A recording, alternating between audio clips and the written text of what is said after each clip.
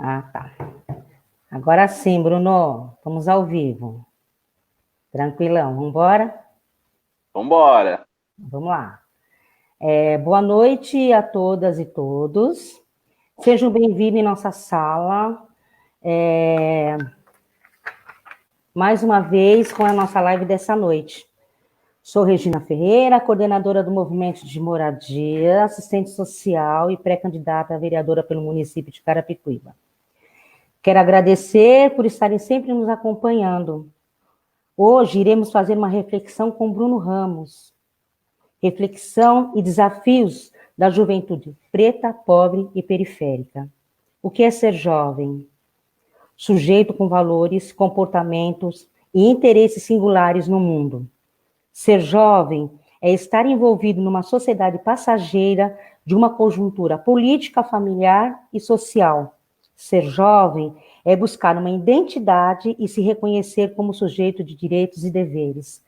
Boa noite, Bruno. Seja bem-vindo à minha sala, Bruno. Gostaria que você se apresentasse e fale um pouquinho sobre a sua trajetória, as suas lutas e conquistas. Por favor, fique à vontade, Bruno. Boa noite a todas e todos. Regina, quero te agradecer imensamente pela oportunidade, né? Fico muito feliz de poder estar falando aqui com você dos desafios, né? Eu acho que essa introdução que você começou abrindo, falando da juventude, é um grande manifesto para todos os jovens periféricos, né? Das quebradas, pretos periféricos, a juventude de modo geral, né? Isso muito me alegra. No meu trabalho, né? Eu estou como articulador nacional do movimento funk e fui conselheiro nacional de juventude por 2 mandatos, né? Tive a honra, a satisfação imensa de ali estar trazendo as demandas, né? As reflexões da juventude da quebrada no espaço onde a gente tomava algumas decisões pensando a pluralidade da juventude, né? A juventude com seus mais de 52 milhões de jovens por todo o Brasil, né? E meu trabalho já tem cerca de 10 anos pelo movimento funk, sou morador daqui da capital, São Paulo mesmo, né? Nascido e criado por aqui, e a minha trajetória começa no movimento funk de forma ativista, lá em 2012, quando já trabalhava com o movimento funk na noite como produtor, só que em 2012 nós tomamos uma decisão com empresários, produtores, artistas do movimento funk, de fundar a Associação Cultural Liga do Funk, né? A minha gestão foi de 2012 até 2018, da qual eu tive o prazer, a honra de conseguir articular e atender cerca de 50 mil jovens, né, Regina? Então, isso aí é política pública realmente de fato, né? As nossas metodologias periféricas, conversando com os nossos jovens. Eu, como funkeiro, a primeira coisa que eu quero dizer aqui para o seu público é que eu não concordo com todas as coisas que acontecem dentro do movimento funk, né? E eu, como educador social, eu trago algumas reflexões para dar algum processo de direcionamento para os nossos jovens, né? E fazer um processo de reeducação de um público que eu posso dizer que é do campo progressista, campo da esquerda, que sabe a importância dos movimentos culturais de periferia, sabe a dimensão do movimento funk, mas pouco compreende ou entende, né, a nossa dimensão, a nossa linguagem, a partir das letras de modo geral, né? Então, eu, de alguma forma, eu tento construir essas relações e fazer um processo de politização para a nossa juventude, né? Acho que é basicamente esse trabalho que eu faço, né? Sua trajetória, lutas, suas lutas. Tá me ouvindo, Bruno? Tô ouvindo. Vamos lá, Sobre as então. trajetórias e as lutas, né? Sim, e as suas conquistas, né? Porque a gente também tem as conquistas. Vamos lá, sabe? Claro. Tem muitos jovens que se espelham, né? Nos pretos que estão aí à frente de movimentos. Depois você vai nos falar um pouquinho também sobre a mídia ninja, né? E tem muitos jovens que te acompanham. A gente sabe que também você veio da periferia, que é pretão, negão mesmo, né? É isso mesmo. Fala pra gente, dentro da periferia, como é que foi a sua juventude, né? Olha, Regina, a minha juventude foi muito parecida como de praticamente a maior parte dos jovens que estão hoje dentro da periferia, né? Sem uma perspectiva de vida, sem um amparo social, sem acesso a conteúdos de educação qualificado que pudesse me dar um direcionamento para que eu desenvolvesse, né, caminhos diferentes daquilo que aparentemente está traçado, desenhado pelo Estado, né? Eu não queria, de certa forma, fazer parte dos números negativos das estatísticas, né? Jovem negro periférico, a maior parte que nós conseguimos acompanhar de políticas públicas que vem do Estado, para essa população é pensado pela pasta de segurança pública, né? Então, assim, nascido e criado ali na região do Brás, morei em Cortiço, morei em ocupação durante muitos anos, sou filho de uma senhora que é uma diarista, né, que criou eu e meus 4 irmãos sozinhos, sem ajuda, né? Meu pai nunca foi presente, né? Então, as dificuldades que estavam ali no dia a dia para nós, e o que nós acompanhamos estando dentro da quebrada, era muito difíceis, né? Então, parte dos meus amigos, aqueles que não foram mortos pelo Estado, pelo sistema, uma boa parte deles foram encarcerados, né?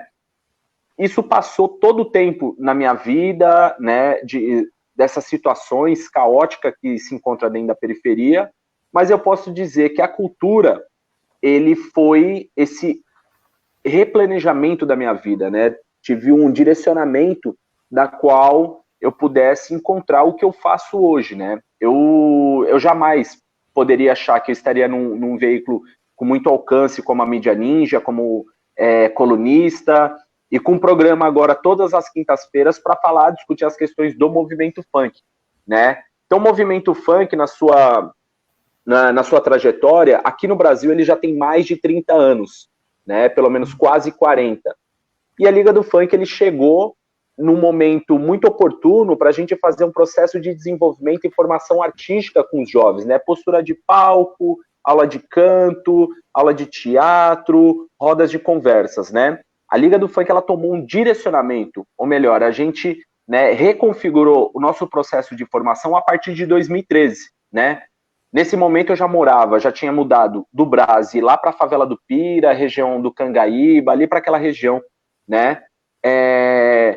Na qual eu morei por 10 anos, e eu tinha um amigo ali, que ele se tornou muito conhecido no movimento funk, e depois teve uma tragédia que marcou a vida dele, ele foi alvejado no seu tempo de trabalho, no palco mesmo, que é o MC da Leste, né? Morador da mesma comunidade, próximo dele, aquilo nos marcou, e foi o momento da gente repensar quais seriam os nossos caminhos de formação e direcionamento dos nossos jovens, né? Então, para aquela situação, Regina, a gente entendeu que a gente precisava se enxergar como que a gente se enxergava dentro dessa sociedade e o que nós poderíamos fazer pelos nossos jovens. Então, a gente passou, para além do processo de formação artística, nós começamos a desenvolver um processo de formação de cidadania e de politização desses jovens, né? Já que o Estado estava nos violentando, tem uma mídia aberta gigante, nos criminalizando todos os dias, nos associando a praticamente as coisas ruins, negativas da sociedade. Então a gente tinha que dar uma resposta à altura, de forma política, né, e de conscientização desses jovens. Então, nesse período, até março de 2018, todo o caminho que nós traçamos ali, desenvolvemos, a gente não tinha um apoio, uma participação do poder público. Então eu contava muito mais com os amigos, né, artistas, para ajudar nesse processo de formação. E hoje eu tenho a felicidade de dizer que saíram da nossa base, que saíram da nossa instituição, MCs que hoje estão,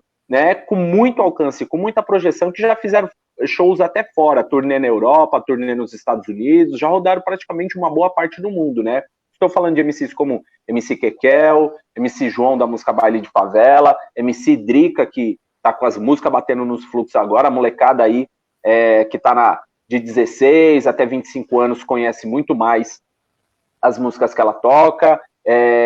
A gente conseguiu formar pessoas jovens que fossem direcionado para o mercado de trabalho na questão da produção, né, do audiovisual, como DJs, enfim. É uma cadeia produtiva, por exemplo, Regina, que as pessoas não entendem a dimensão que é o funk, né? A gente deu continuidade no processo de formação, né? E o grito dos oprimidos, como historicamente o samba fez para nós, como historicamente a capoeira fez para nós, como historicamente o hip hop fez para nós, né? E devo lembrar aqui que, independente daquilo que as pessoas gostem ou não das nossas letras, num pensamento, numa questão, eu sou do campo da sociologia, né? Então, trazer uma reflexão. O funk nada mais é que um reflexo da sociedade do que nós vivemos, né? Ele é um espelho da sociedade. A questão do problema das letras é um problema para nós, mas eu acho que, nesse sentido, a linha que nós estamos seguindo é o menor dos problemas, porque a gente trabalha, né, numa perspectiva de dar uma oportunidade para o jovem que está na periferia hoje, que não tem uma perspectiva de vida, não tem oportunidade, e o funk é essa alternativa. Então eu posso dizer que o funk ele me resgatou para eu não virar número de estatística como a maior parte dos meus amigos viraram, como que a gente vê acontecendo com os jovens, né? Não tem uma educação de qualidade, não tem área de lazer, não tem equipamento cultural, e olha que eu estou na capital, né? A capital, para todo efeito, com o orçamento que ela tem, a prefeitura com orçamento de 68 bilhões por ano, aonde estão esses equipamentos culturais? Aonde estão esses espaços? Aqui na capital, por exemplo, Regina, tem cerca de 300 fluxos de rua. Eu, como morador de comunidade, eu também não acho interessante a forma que o fluxo acontece dentro das quebradas.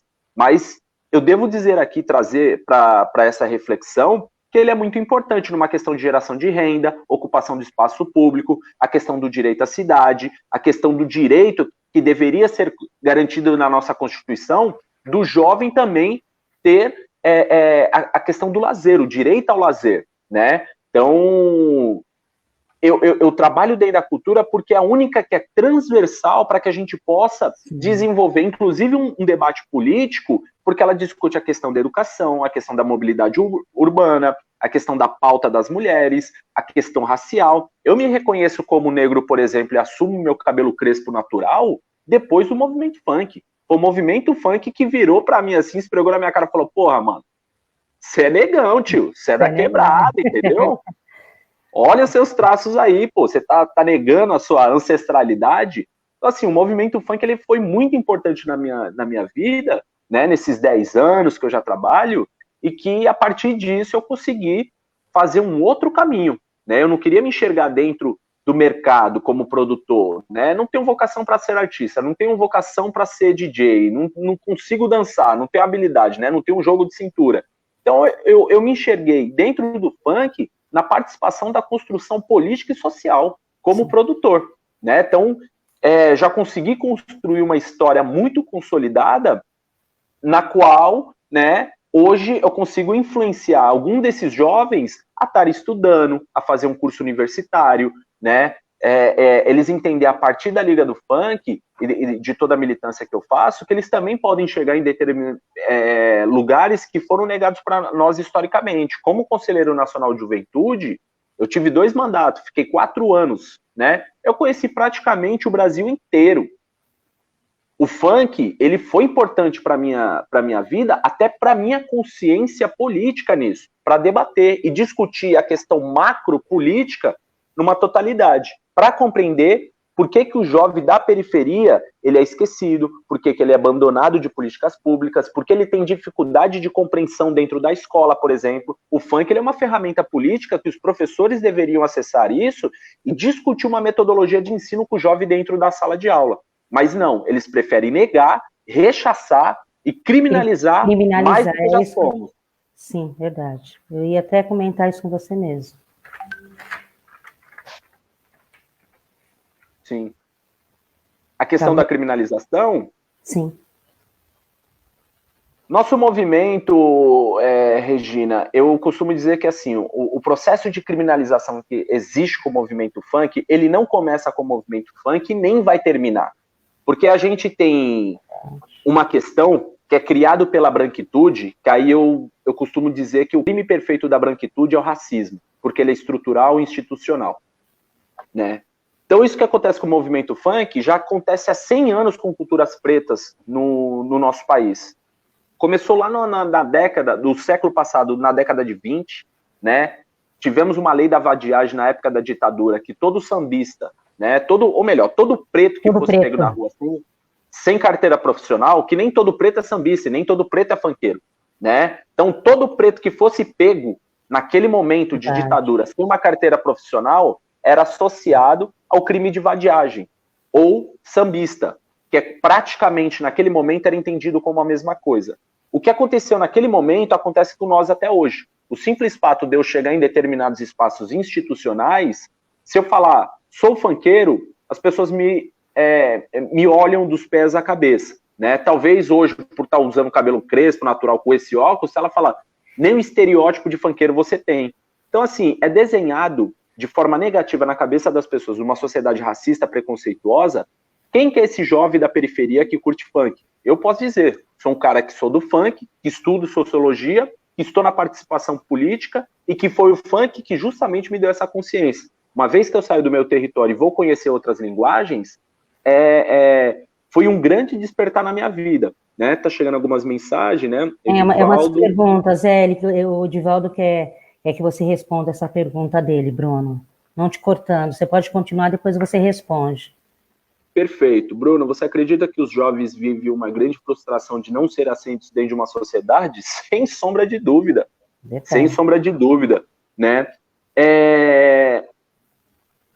O que eu tento pensar, né? A primeira forma, né? O movimento funk, sociológico, antropologicamente, nós temos os nossos costumes. Independente se a gente conquistou numa legislação nacional ou não, de fazer com que o funk, assim como o samba, assim como a capoeira, foram reconhecidos como patrimônio cultural e material do nosso país, a gente está nessa luta, né? Então, pela Liga do Funk, a gente, por exemplo, conquistou um projeto de lei municipal e estadual que o próximo mês, né, que é comemorado dia 7/7, que marca a morte do MC da Leste, como dia estadual do funk. A gente está tentando tramitar isso no Congresso Federal para que a gente seja, né, respeitado, né, seja amparado dentro dessa Constituição.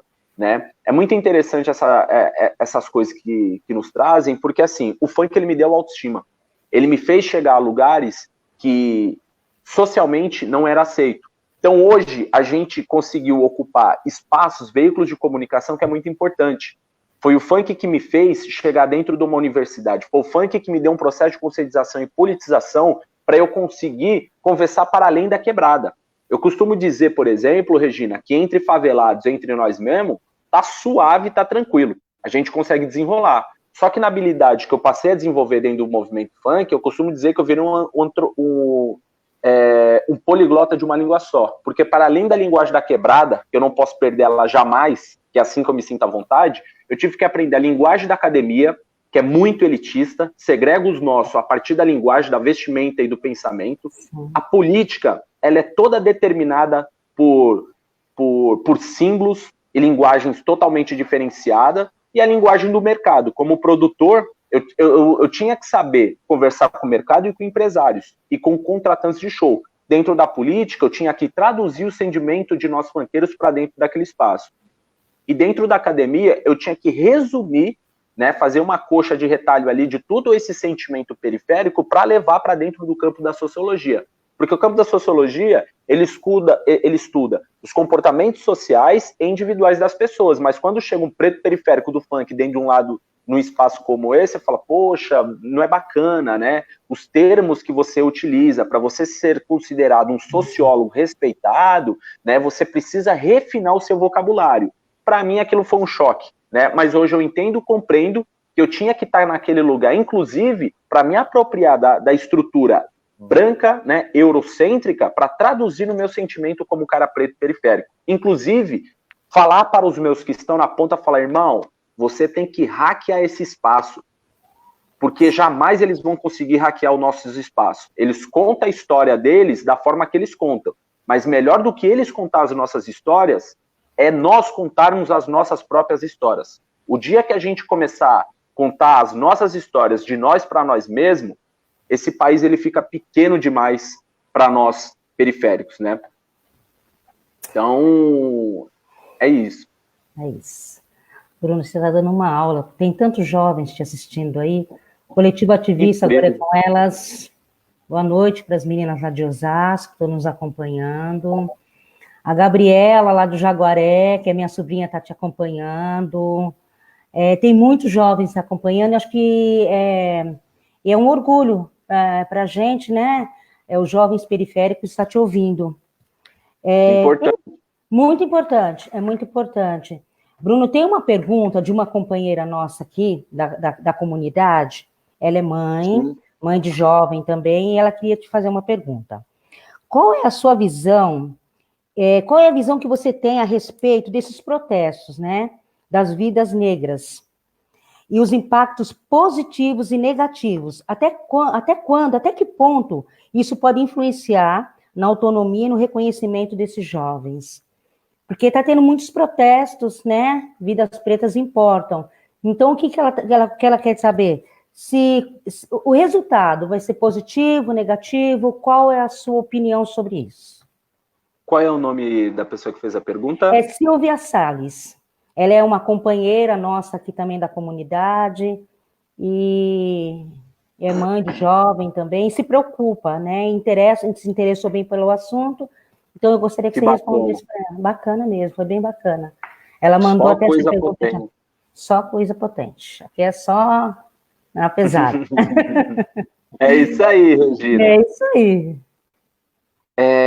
Regina, você como assistente social, quero aproveitar a oportunidade, né, para falar que se não fosse uma assistente social na minha vida, eu não sei o que eu seria hoje. Talvez eu não estaria casado, talvez não sei qual o sentimento da minha família hoje, que inclusive faz 25 dias que eu perdi a assistente social pelo Covid, né, que foi a tia Márcia, fui da Pastoral do Menor, do Padre Júlio Lancelotti, então tem um processo aí muito grande de construção, né, e quero saudar aqui todas as mulheres, né, que trabalham na assistência social, que vocês tenham um processo de formação, de construção e empatia pelas pessoas, né, que é muito importante para o processo de desenvolvimento também pensar em políticas públicas, né. E agora, respondendo a pergunta da Silvia Salles, os impactos positivos e negativos desses protestos. Nós estamos passando por um momento muito emblemático na história do nosso país, né? Uma epidemia como essa que aconteceu foi lá no começo do século passado, né? Foi a gripe espanhola. Esse momento que nós estamos vivendo, até com o acúmulo de informação, das questões todas, como que é esse processo cirúrgico, né? Desse processo de pandemia? É muito interessante que as pessoas fiquem em casa, desde que elas consigam se manter em casa, né? A gente não pode simplesmente seguir o pensamento e a linha do que a classe média vira para nós e fala assim, ó, fique em casa. Beleza, eu gostaria de ficar em casa e a minha família morre de fome. Para quem é preto periférico, antes de pensar no risco que esse vírus nos traz, a gente está trabalhando em outro processo de desenvolvimento social com medo de equipamentos de morte que existe na sociedade. Eu estou falando das questões da necropolítica, né? A gente fala da polícia militar, a gente fala da rejeição social, a gente fala do mapa da violência, do encarceramento em massa e a fome. Você acha que R$ 600 você consegue ficar em casa? Eu fico pensando aqui, né? Se eu fosse criança ainda, qual seria o desespero da minha mãe nesse momento para tentar alimentar 5 bocas, que eram os filhos dela, mais uma que ela adotou, que é minha irmã, né? Então somos 6 nessa conta, e mais 3 que ela trouxe para dentro de casa. Ou seja, imagina ela com R$ 600 o que queria fazer. Minha mãe, ela sempre foi diarista e lavava roupa para fora, né? É um momento de reflexão para a gente entender como a sociedade é organizada. Se a gente tivesse, né, um governo progressista colocado na instituição, principalmente federal, a continuidade, se a nossa presidenta não tivesse tomado um golpe, sem sombra de dúvida a gente teria um plano de contingência emergencial pensado por governos de esquerdas progressistas. Agora eu tenho que entender que é o presidente, é uma besta, é um quadrado, como que a gente já está chegando a perto de 1 milhão, né, ou melhor, já passamos de 1 milhão de pessoas contaminadas e mais de 50 mil mortes, né? Então, assim, esse momento que nós estamos vivendo, e principalmente pelo que estourou agora nos Estados Unidos, pela conta da morte do George Floyd, isso impactou, né, as vidas negras.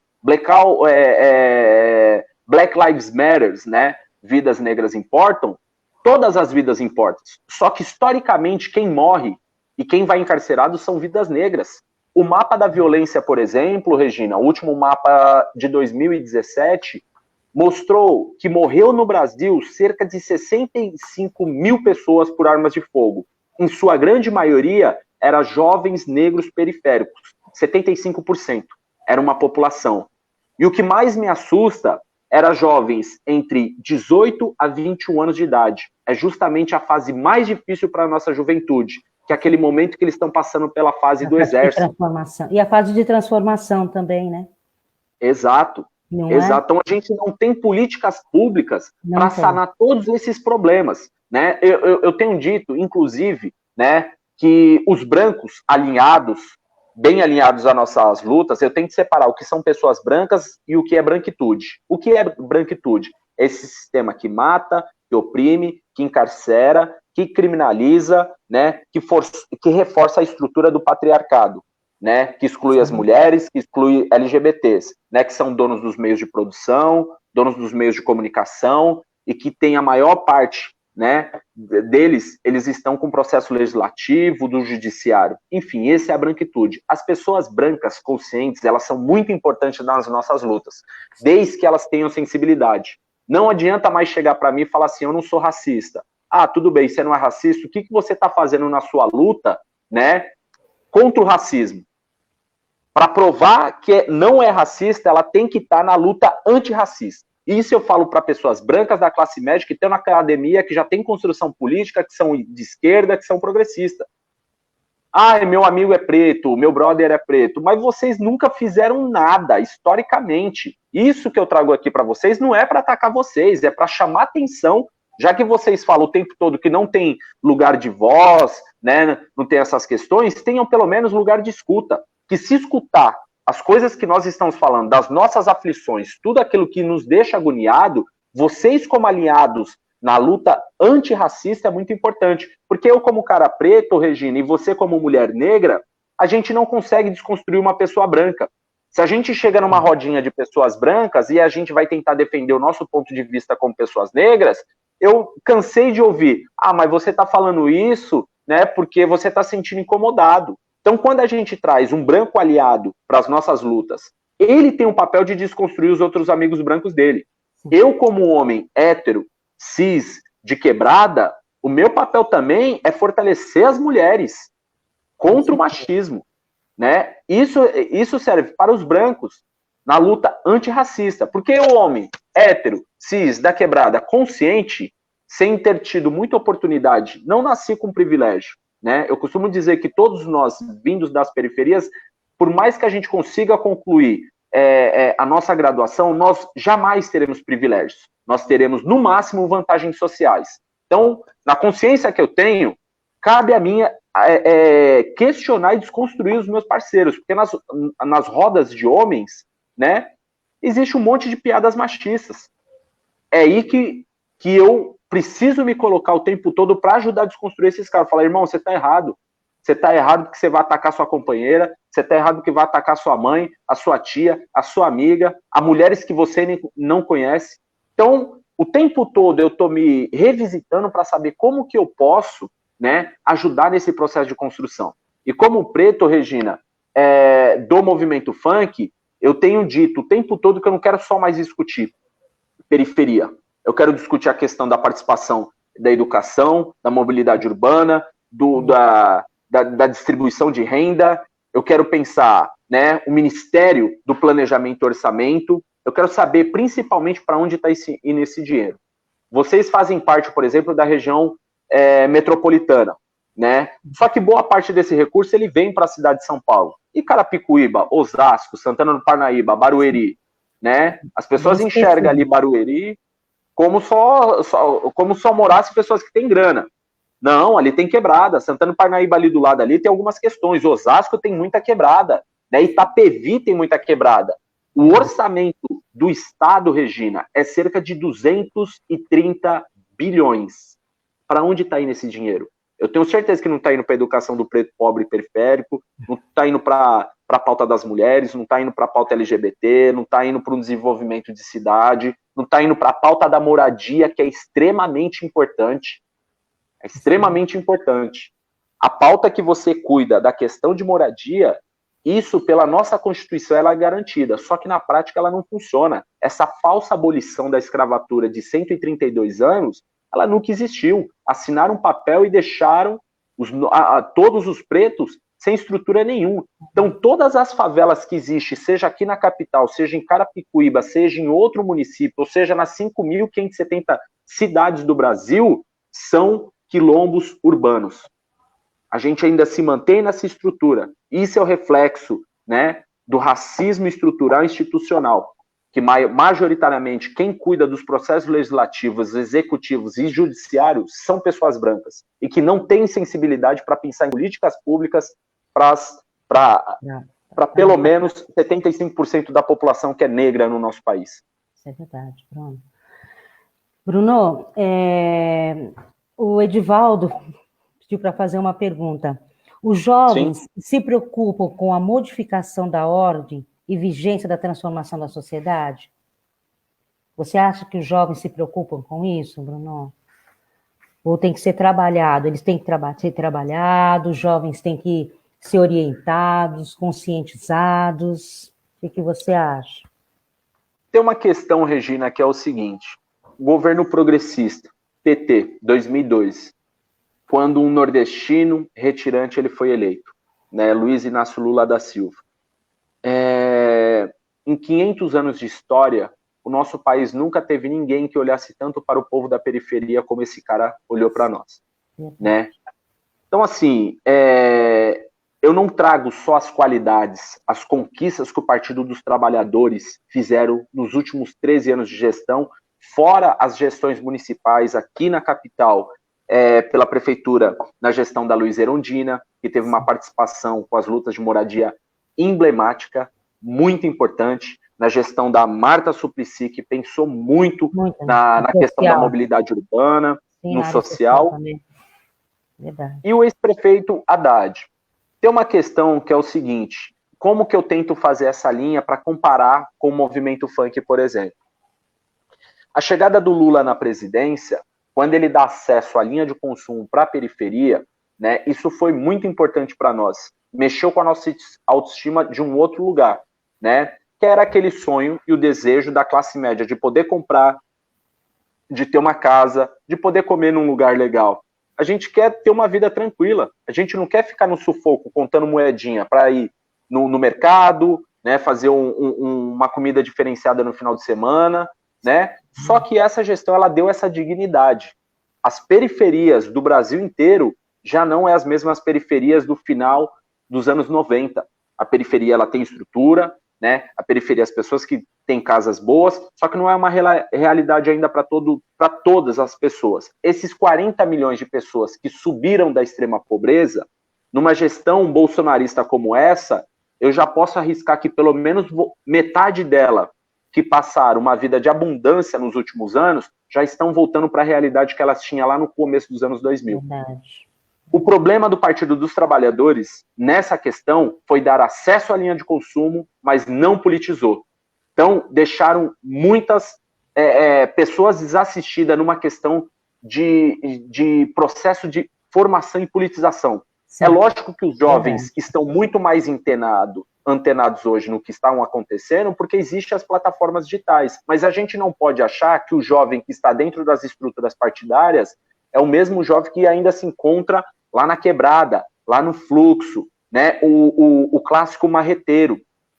Essas pessoas ainda não conseguem ter os acessos que a juventude partidária tem, né? Que já também é um processo de formação totalmente diferenciado. O que nós devemos pensar nesse momento é como que nós iremos acessar todos esses jovens.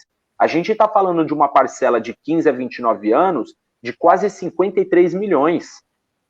Países que trabalharam muito bem essa questão do bônus demográfico da juventude acertaram em cheio, porque a nossa juventude é a força motora, né?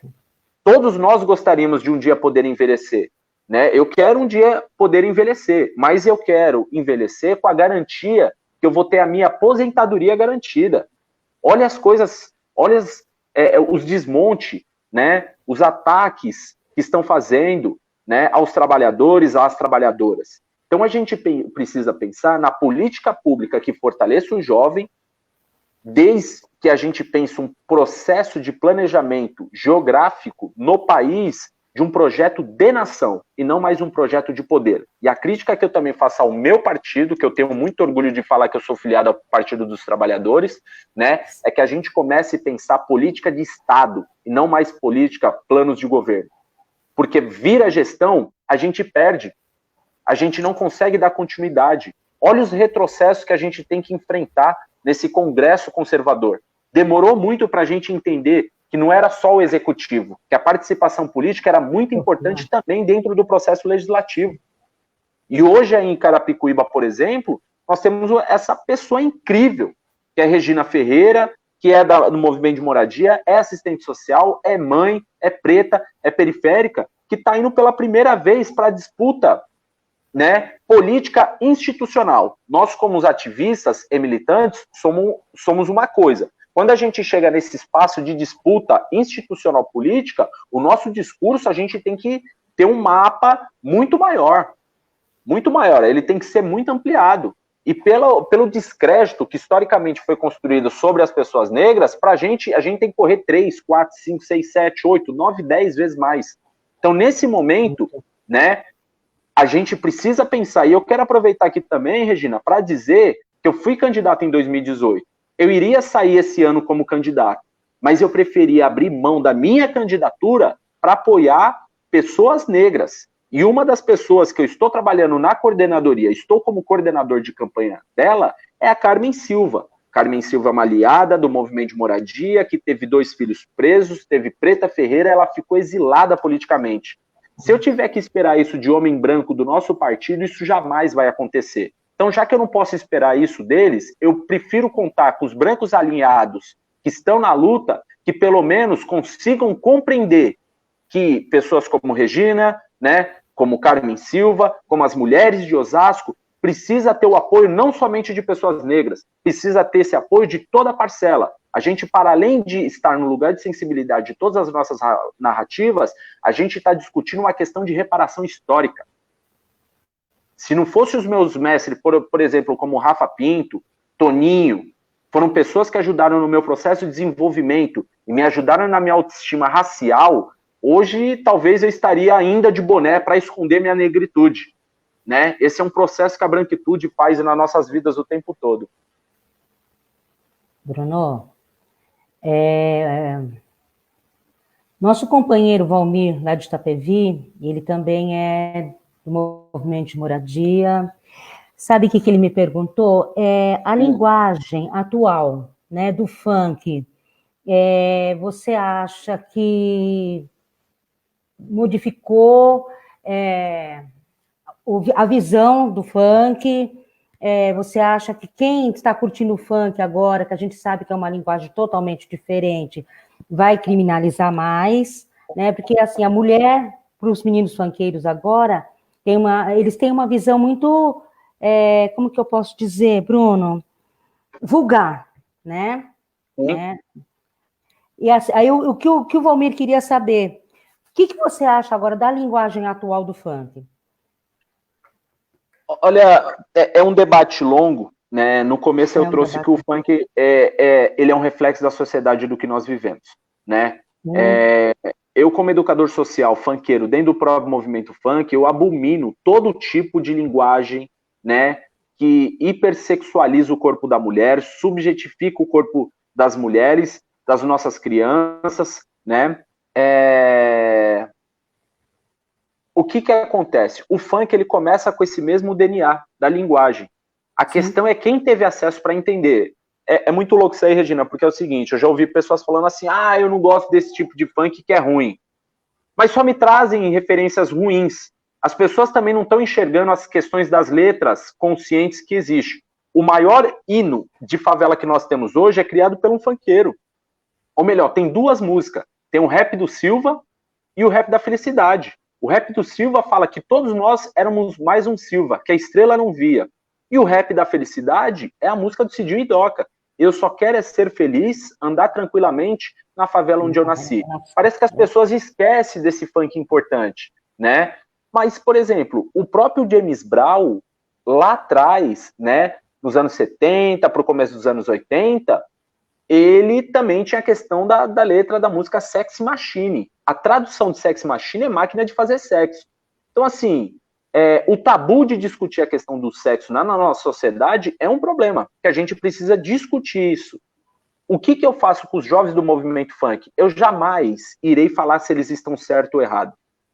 Eu posso chegar como educador social, dar uma alternativa, antes de eu levar qualquer tipo de crítica para um cara que já é oprimido, que não tem perspectiva de vida, não teve amparo social, tem aqueles que não tiveram mãe, não tiveram pai. Como é que eu vou chegar para um jovem desse e falar que ele está errado?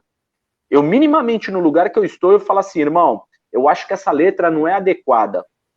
Eu tenho que explicar um processo histórico para ele, dar redirecionamento para que ele possa entender. Mas se eu não der ferramenta para ele trabalhar o próprio intelectual dele, como é que eu vou ter, né, entendimento profundo? As críticas que eu recebo, muito fortes, são dentro da esquerda.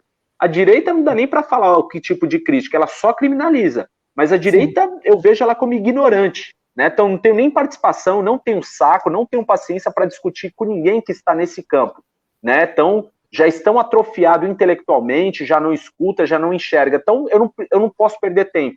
Mas eu tô ali, no dia a dia, com os jovens da quebrada, fazendo esse processo. Falei, irmão, dá uma atenção, encosta, parça. Essa letra aqui, ela tá meio zoada, tá ligado? Você não acha, mano, que fica um problema pra sua família, pra você mesmo? Tenta ouvir você. É legal pra você? Ô, irmão, parça, é o seguinte, a letra é muito louca pra mim. Não, suave. Assim. Suave. Será que a gente não consegue pensar um outro tipo de letra, mano? Inclusive pensar na sua carreira artística? Mas, pô, Bruno, mas me dá umas dicas. Ah, beleza, então você me pediu umas dicas. Ó, assistir esse vídeo, ler esse livro, entenda essa outra poesia, não ouça somente as coisas de dentro do movimento funk, apesar de ser muito importante para um processo de reflexão, ouça o rap, ouça o samba, ouça até MPB. Para você se tornar um artista qualificado, de ponta, você precisa ter uma referência musical plural, né? Então você precisa ouvir outras coisas. Mas não adianta simplesmente chegar e falar tá errado. Eu preciso dar direcionamento para ele e formação para esse jovem. Porque uma vez que ele está formado e direcionado, Regina, você pode ficar tranquila que aonde esse jovem chegar, ele vai ter orgulho de ser preto, ele vai ter orgulho de ser favelado, ele vai ter orgulho das origens dele. Inclusive, a autoestima dele vai bater no peito e vai falar, ó, eu, preto periférico, sou filho de uma diarista, de um vigilante noturno. Mas até isso eu tinha vergonha de falar, Regina. Eu tinha vergonha de falar, né? Pô, sua mãe trampa, porque minha mãe faz os corre dela aí e tal, quando muito jovem.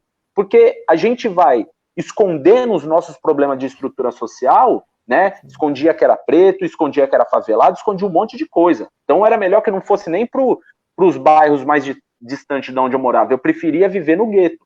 Só que essa lógica de somente viver na sua quebrada, você não consegue expandir. Então eu falo pra molecada, irmão, voa, viaja, vai tentar, tá ligado? Desenrola. Viajar é da Zona Leste pro centro.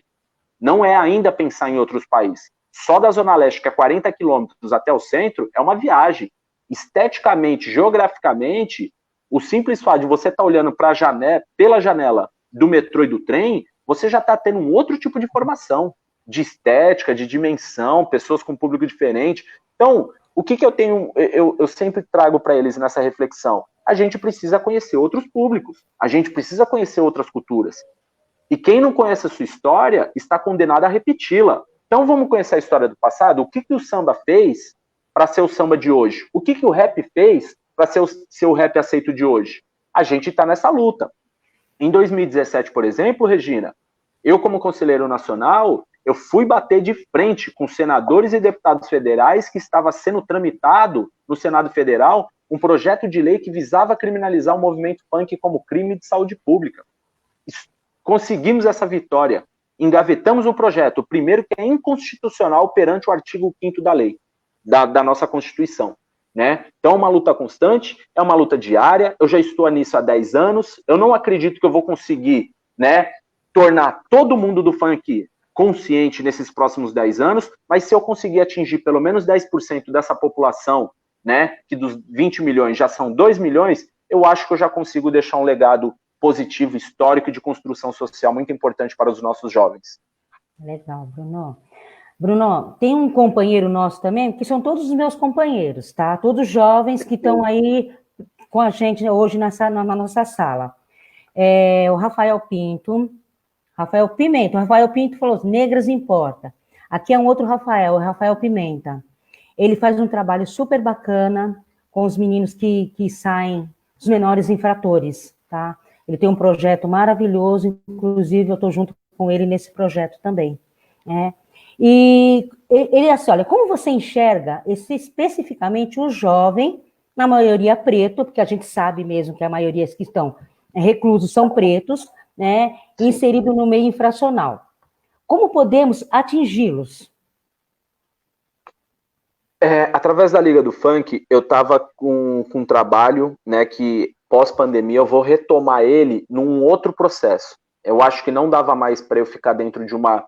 A gente tinha um espaço aqui no centro, que os jovens vinham até o espaço, né, e a gente desenvolvia ali. É mais fácil que a gente consegue trazer pessoas da região metropolitana, norte, sul, leste, oeste. Então, centralizar é o mais importante. Só que eu vou fazer diferente, né? Pós-pandemia, o que eu vou fazer? Eu vou fazer um mapa de todos os bailes funk de São Paulo e da região metropolitana e eu vou tentar fazer formações itinerantes.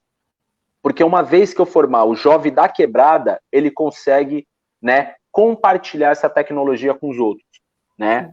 Na Liga do Funk, por exemplo, a gente tinha uma parceria com as casas de medida socioeducativa. Porque as educadoras chegavam lá e falavam assim, o que vocês fazem é mágico. Eu falei, não tem nada de mágico. Aqui só tem escuta e atenção. Não pense que o processo de formação para jovens da periferia ele pode ser homogêneo. Aquilo que você aprendeu na faculdade, né, você numa vida com estabilidade melhor, para você é uma coisa. Agora, para quem é jovem da periferia, o processo de formação é individual com cada um. Porque um é criado só com mãe, outro é com vó, outro é com pai, outro não tem nem pai, nem mãe, nem vó, aquele que foi encarcerado. Então eu tinha que ter uma sensibilidade, Regina, de chamar cada um deles e falar, irmão, conta a sua história. Não, Bruno, eu quero ser funkeiro. Não, beleza, da hora. Aqui é o segundo passo. O que você quer? Qual é o seu sonho? Ninguém nunca me perguntou qual era o meu sonho, Regina. A forma de você lidar com esses jovens, por exemplo, esses jovens que passam pelo tráfico e que estão na Fundação Casa, se esses jovens tivessem sensibilidade e direcionamento de vida, a maior parte deles seria gerentes de empresas, empresários, advogados, médicos, eles seriam o que eles quisessem, até astronauta, inclusive funkeiros também. Mas as pessoas só querem trazer a sua verdade para esses jovens. Não existe essa verdade estabelecida. Eu trabalho na lógica do pós-verdade. O que é o pós-verdade? É compreender, não existe uma construção para esses jovens de forma homogênea, existem outras formas, então tem que conversar individualmente com cada um. Tem um deles, que é o Gerinho. MC Gerinho, ele tirou 13 anos de ponta a ponta, né? Vários BO ele caiu. Então ele passou a juventude dele inteira, ele passou na prisão. E um dia nós fizemos um programa que foi televisionado pelo programa da Fátima Bernardes e passou no presídio onde ele estava. A primeira coisa que o MC Gerinho fez é sair, né? Quando ele cumpriu toda a pena dele, já estava no final. Primeira coisa que ele fez, ele chegou lá na Associação Liga do Funk e falou, irmão, me dá um abraço. Eu falei, opa, vem, a gente gosta dessa troca. Falou, parça, eu vi a entrevista de vocês e eu quero ser funkeiro, eu quero ser um membro da associação de vocês, eu quero estar no front, porque aí as palavras que vocês falam aí mudou minha perspectiva, mudou minha leitura, mudou minha relação com a minha família. O Gerinho, depois da minha gestão como vice-presidente nesses 6 anos, quem assumiu a vice-presidência da Liga do Funk foi o Gerinho. Então, isso que nós estamos fazendo, Regina, é ressignificar, né, os espaços de oportunidade para esses jovens. Com a estrutura que a cadeia produtiva do funk ela está produzindo, a gente começou a fazer relações com as pessoas das medidas socioeducativas, eu comecei a dar aula dentro da Fundação Casa, comecei a fazer alguns projetos que eu fui dentro da Fundação Casa. Criei uma relação com as pessoas da comissão carcerária da OB. Falei, eu quero me colocar de forma voluntária, porque eu quero ir lá dentro do sistema, falar para os meus irmãos que estão lá dentro, né, como que a vida aqui fora é muito importante e que ele já pode começar a ressignificar a vida dele mesmo estando aqui dentro. Então, ó, você pega esse livro, tem um livro bacana, pega um livro como esse aqui, ó, de Bala em Prosa, troca uma ideia. Se ele tiver dificuldade para leitura, por conta dos nossos buracos de formação, vamos trocar uma ideia. Assiste um filme e a gente troca ideia.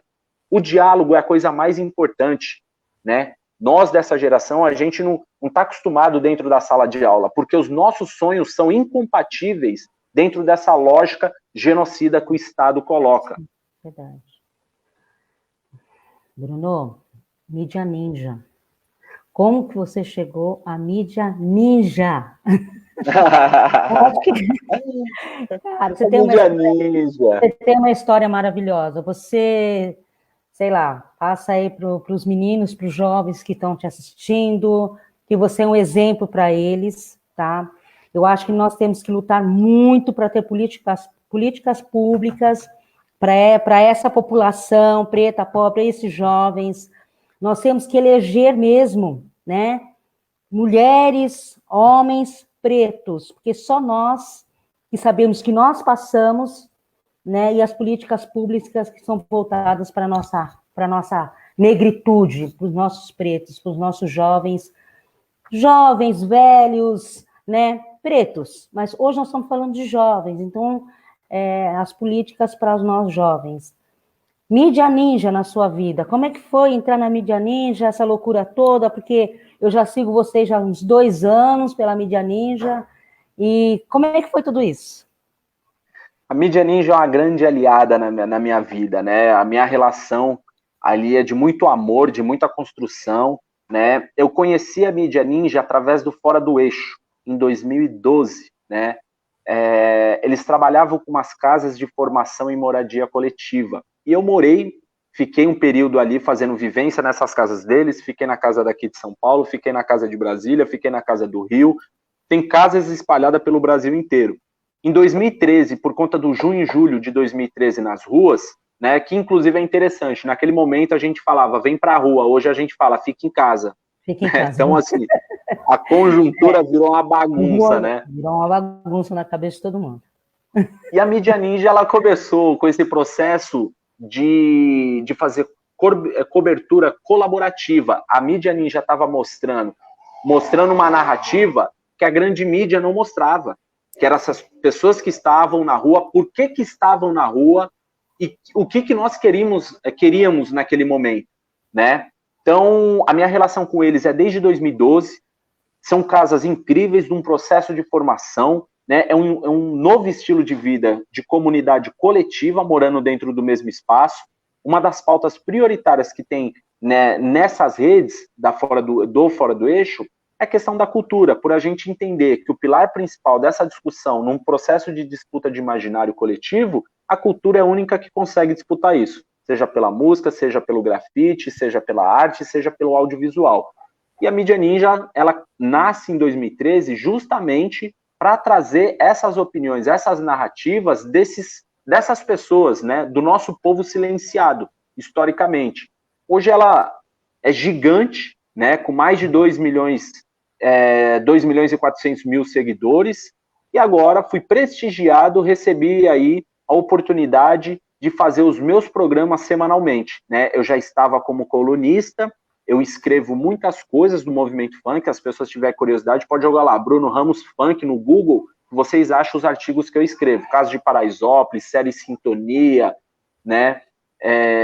A música, o erudito e o funk, tem várias coisas. E agora, todas as quintas-feiras, eu tenho um programa, às 8 horas da noite, né, convidando todos esses artistas. Então, por ali, já entrevistei MC Menor da VG, o Condizila, JP, MC Chuchu, Babi Querino, né, Kaique Alves, e o meu próximo convidado, as pessoas vão gostar muito, que é um cara do funk consciente, lá da Baixada Santista, é o Neguinho do Cacheta.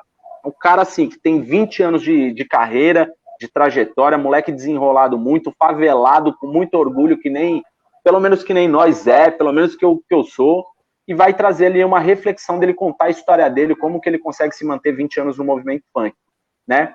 Então, a mídia ninja é esse espaço incrível. Convido a todas as pessoas que estão nos assistindo conhecer a nossa sede aqui em São Paulo. Está fechado nesse momento de pandemia, mas assim que voltar, vocês vão poder conhecer as nossas tecnologias com os mais de 40 coletivos envolvidos nessa ação, né? Estamos abrindo uma casa agora no Amazonas, né? Tem ideia para abrir casa para fora do país, mas eu prefiro segurar as informações, né? Tem uma casa em Lisboa, por exemplo, também, né? Mas vocês podem acessar A sede, a sede da Mídia Ninja fica aqui no Cambuci, né? Então, assim que abrir, quem quiser me seguir pelas redes sociais, eu geralmente trabalho muito mais no Instagram, né? Então, no Instagram eu tô como Bruno Ramos Funk, @Bruno Ramos Funk. Vocês podem seguir os trabalhos ali, são informações, notícias, outras lives com LGBTs, com mulheres, para discutir questões de negritude, enfim, né? Meio ambiente, alimentação saudável. Então, é uma plataforma política que se coloca como uma plataforma política de esquerda, progressista. Bruno, a sua colaboração foi de imenso, muito interessante. Eu quero te fazer um convite, tá? Claro. Você sabe que passa muito rápido, a gente tem 1 hora só para ficar por aqui, né? Olha, o Edivaldo tá, parabéns, Bruno, pelo trabalho, e tudo que desenvolver em prol dos jovens, um abraço, tá? É aquilo que eu estava falando, passa muito rápido, 1 hora, a gente tem assim, é muito curtinho, eu sempre falo, todos os convidados que vêm aqui para a minha sala, eu estou convidando para voltar, né? Eu queria muito que você deixasse assim, uma mensagem muito bacana para os meninos, né? Tanto de Carapicuíba, Osasco, Barueri, da molecada em si, dos jovens em si, tá? E eu, como uma pré-candidata aqui de Carapicuíba, também quero te pedir para você me ajudar a colaborar, tá? Em políticas, em elaborar políticas públicas para esse público, tá? Então, assim, olha, eu já estou te dando essa responsabilidade. Você vai vir aqui para Carapicuíba, vai sentar aqui na minha sala, mas assim, não é uma sala virtual, não, é uma sala olho a olho, deixa passar a pandemia. É isso. Não é? É isso. E aí a gente vai sentar e vamos pensar em políticas públicas para a molecada aqui do município de Carapicuíba, tá bom? Bruno, deixa uma mensagem. Pode contar comigo, sim. Eu vou estar te esperando e vou te cobrar.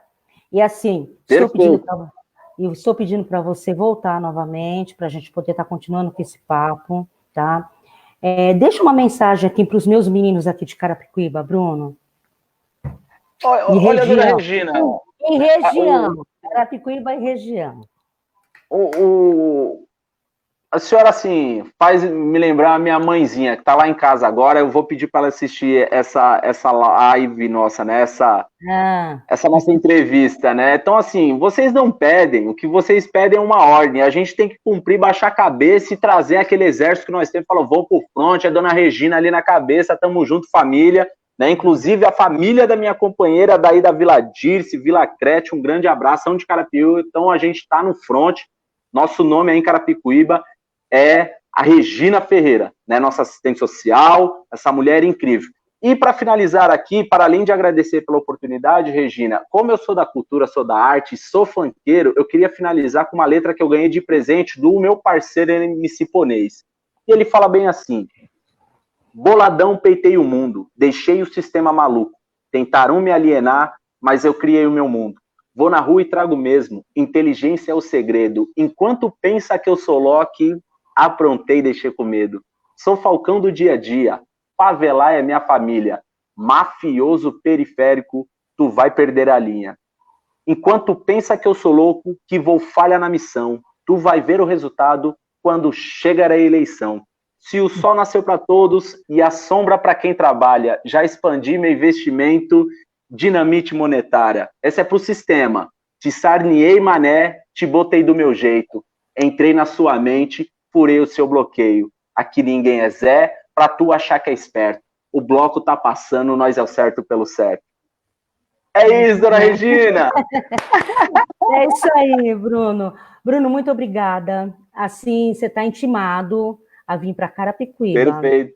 Tá bom? Perfeito. Olha, o Rafael Pinto, nosso parceirão, Rafael, que é meu coordenador de campanha, meu amigo, antes de tudo. Meu mestre. Meu mestre. Nosso mestre, porque eu também aprendi muito e aprendo muito com ele a cada dia, né? Parabéns, Bruno. Parabéns e muito obrigada pela colaboração, por estar comigo aqui na minha sala, tá bom? Vamos junto. Beijo. Axé. Muito beijo obrigada. No coração. Axé. Até mais. Tchau, Bruno, até mais. Gratidão. Gratidão. Beijo. Um beijo. Tchau, Bruno. Obrigada. Ah,